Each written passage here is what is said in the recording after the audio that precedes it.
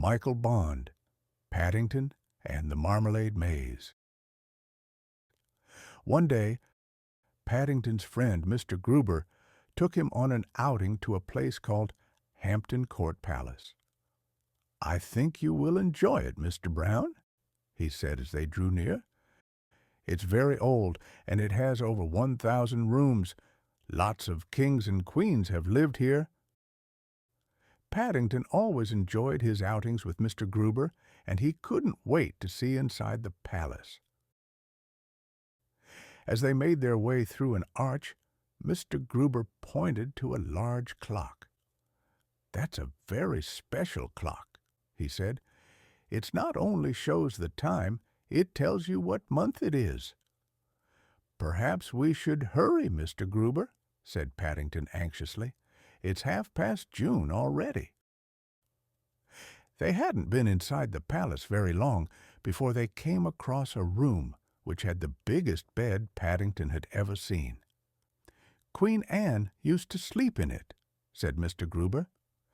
"I expect they put the rope round it to stop her falling out when she had visitors," said Paddington, looking at all the people.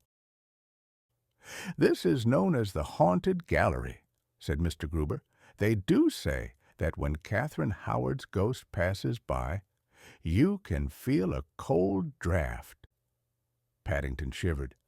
"I hope she's got a duffel coat like mine," he said. Mr. Gruber took Paddington to see the kitchen next.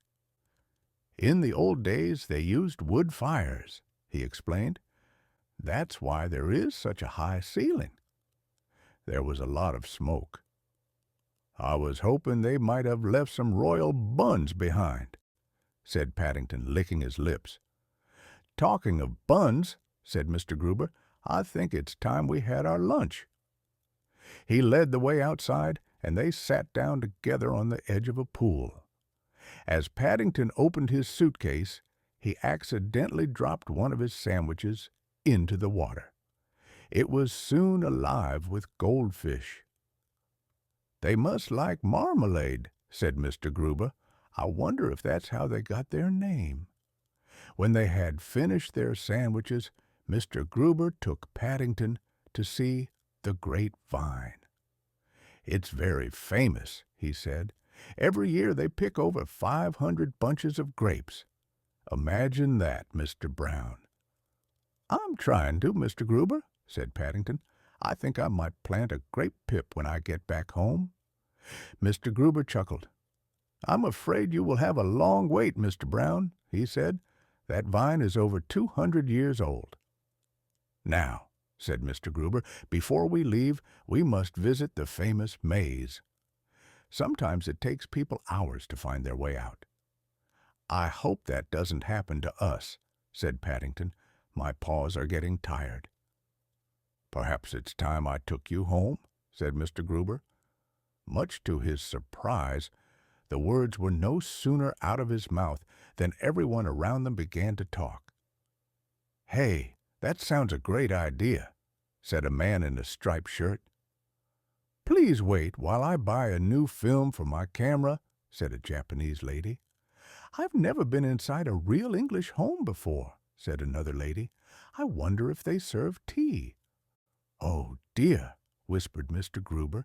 "They must think I'm one of the guides. What shall we do?" "Mrs. Bird won't be very pleased if they all follow us home," exclaimed Paddington. "She only has a small teapot." Then he had an idea. "Follow me," he called. "I think perhaps we ought to go in the maze after all." "Are you sure we are doing the right thing?" gasped Mr. Gruber as he hurried on behind. "Bears are good at mazes," said Paddington. "You need to be in darkest Peru. The forests are very thick." And sure enough, before Mr. Gruber had time to say any more, Paddington led the way out, leaving everyone else inside.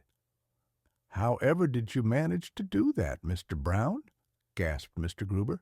"Quickest visit I've ever seen," agreed the man in the ticket office. "I used marmalade chunks to show where we'd been," said Paddington. "It's something my Aunt Lucy taught me before she went into the home for retired bears." "But I thought you had eaten all your sandwiches," said Mr. Gruber. "I always keep a spare one under my hat in case I have an emergency," said Paddington. "That's something else Aunt Lucy taught me. She'll be very pleased when she hears." And he stopped at a kiosk to buy a picture postcard so that he could write and tell her all about his day out. That night, when he went to bed, as well as the postcard and a pen, Paddington took some rope. "It's something Queen Anne used to do," he announced. "I've a lot to tell Aunt Lucy, and I don't want to fall out of bed before I've finished.